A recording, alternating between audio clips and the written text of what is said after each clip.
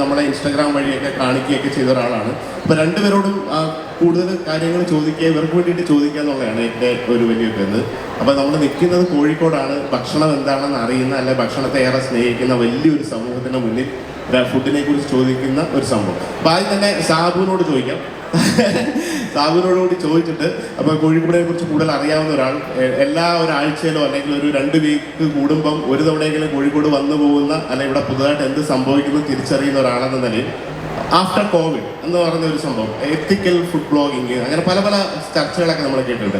ഇപ്പോൾ ഫുഡ് ബ്ലോഗിങ്ങിനെ കുറിച്ച് കഴിഞ്ഞ ഒരു വർഷക്കാലമായിട്ട് നല്ല രീതിയിൽ വരുന്നു. അതിൻ്റെ ഇടയിൽ കുറേ സംഭവങ്ങളൊക്കെ നമ്മൾ കേട്ടിട്ടുണ്ട്. അപ്പോൾ ഒരു എത്തിക്കൽ ഫുഡ് ബ്ലോഗിങ് എന്നതിനെക്കുറിച്ചും അല്ലെങ്കിൽ നിങ്ങൾ ചെയ്ത യാത്രകളെക്കുറിച്ചുള്ള ആദ്യത്തെ ആഫ്റ്റർ കോവിഡിന് ശേഷം ഉണ്ടായ വ്യത്യാസങ്ങൾ, നിങ്ങൾ കണ്ട വളർച്ച, നിങ്ങളുടെ കാര്യം, അതിനൊരു ചുരുക്കി പറഞ്ഞിട്ട് 5 എടുത്ത് പോവാം. നമസ്കാരം. ഇതിനുമ്പ് 2 തവണ ഷെഫിൻ്റെ സെഷൻ കാണാൻ വേണ്ടിയിട്ടാണ് ഞാൻ KLF വന്നിട്ടുള്ളത്. അപ്പം അന്നൊന്നും വിചാരിച്ചില്ല, മീൻസ് ആഗ്രഹിച്ചിരുന്നു ഇങ്ങനെ സ്റ്റേജിൽ വന്നിരിക്കണമെന്ന്. അതിനൊരു അവസരം കിട്ടിയതിൽ ഒരുപാട് സന്തോഷമുണ്ട്. ഷെഫ് പറഞ്ഞ പോലെ തന്നെ കോവിഡാണ് ഭയങ്കരമായിട്ട് നമ്മുടെ ലൈഫ് സ്റ്റൈല് മാറ്റി. ഫസ്റ്റ് ഓഫ് ഓൾ നമ്മുടെ ലൈഫ് സ്റ്റൈല് മാറ്റിയത് കോവിഡാണ്. ആളുകൾ വീട്ടിനകത്ത് ഒതുങ്ങി ഇരുന്നപ്പോഴാണ് ലൈഫ് എന്ന് പറയുന്നത്, നമ്മളുള്ള ടൈം ഒന്ന് എക്സ്പ്ലോർ ചെയ്യേണ്ടതാണ്, എൻജോയ് ചെയ്യേണ്ടതാണ് എന്നുള്ളൊരു തോട്ട് ആളുകളുടെ ഇടയിൽ ഭയങ്കരമായിട്ട് വരുന്നതാണ്. ഇപ്പോൾ കോവിഡിന് ശേഷം നമുക്കറിയാം, നമ്മുടെ ഇവിടെ ആളുകൾ കൂടുതൽ ട്രാവൽ ചെയ്യാൻ തുടങ്ങി, ആളുകൾ കൂടുതൽ എൻ്റർടൈൻമെൻറ്റിന് കൂടുതൽ ടൈം സ്പെൻഡ് ചെയ്യാൻ തുടങ്ങി. അതുപോലെ തന്നെ ഫുഡിന് വേണ്ടി ശരിക്കും കോവിഡിന് ശേഷം ഫുഡിൽ ഭയങ്കര ഒരു റെവല്യൂഷൻ നടന്നു. കോവിഡ് ടൈമിൽ സോഷ്യൽ മീഡിയ ഭയങ്കര ഒരു റെവല്യൂഷൻ നടന്നു. ഒരുപാട് നല്ല കോണ്ടന്റ് ക്രിയേറ്റേഴ്സ് വന്നു. അപ്പോൾ ഈ ക്രിയേറ്റേഴ്സ് വന്നതോട് കൂടിയിട്ട് ആ ടൈമിൽ എല്ലാവരും ചുമ്മാ വീട്ടിലിരിക്കുന്ന സമയത്ത് ഈ സംഭവങ്ങൾ കാണാനും ഒരുപാട് വ്യൂവേഴ്സ് വന്നു.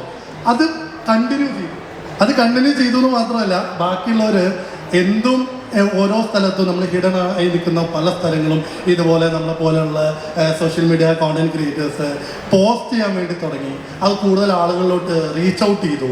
അപ്പോൾ ആളുകളുടെ പുറത്തു പോയി ഭക്ഷണം കഴിക്കാനുള്ള ശീലം ശരിക്കും മാറ്റിയ ഒരു സംഗതി കോവിഡായിരുന്നു എൻ്റെ ഒരു അഭിപ്രായത്തിൽ. കാരണം അതിനു മുമ്പ് നോർമലി ഒരു ഫാമിലീസൊക്കെ മേ ബി ചിലപ്പോൾ ഒരു മന്ത് മീൻസ് ഒരു മന്തിൻ്റെ സ്റ്റാർട്ടിങ്ങിൽ സാലറി കിട്ടുമ്പോൾ, അല്ലെങ്കിൽ ഒരു വീക്കെൻഡിൽ മാത്രം കഴിച്ചിരുന്നവരെ ഇപ്പോൾ മിക്ക ദിവസം പുറത്തുനിന്ന് കഴിക്കുന്നത്, അല്ലെങ്കിൽ ഒരു വീക്കിൽ ഒരു 2-3 തവണയൊക്കെ പുറത്തു പോയി കഴിക്കുന്ന ശീലത്തിലോട്ട് മലയാളി നല്ല രീതിയിൽ മാറി. അതൊരു കോവിഡ് കൊണ്ടുവന്നൊരു മാറ്റമാണ്.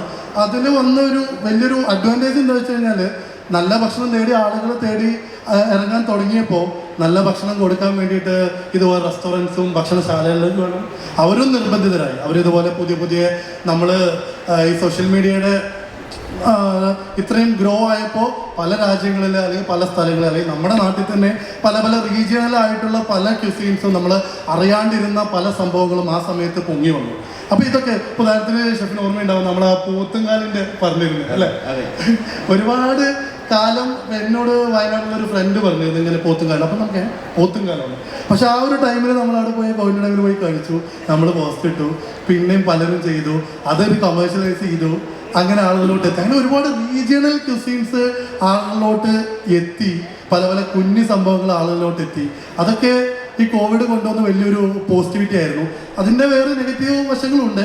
അപ്പോൾ എന്തായാലും അഞ്ജനയുടെ അഭിപ്രായം കൂടെ കേട്ടതിന് ശേഷം നമുക്ക് അതിൽ ഭയങ്കര ഡീറ്റെയിൽ ആയിട്ട് പറയാമെന്നാണ് എനിക്ക് തോന്നുന്നത്.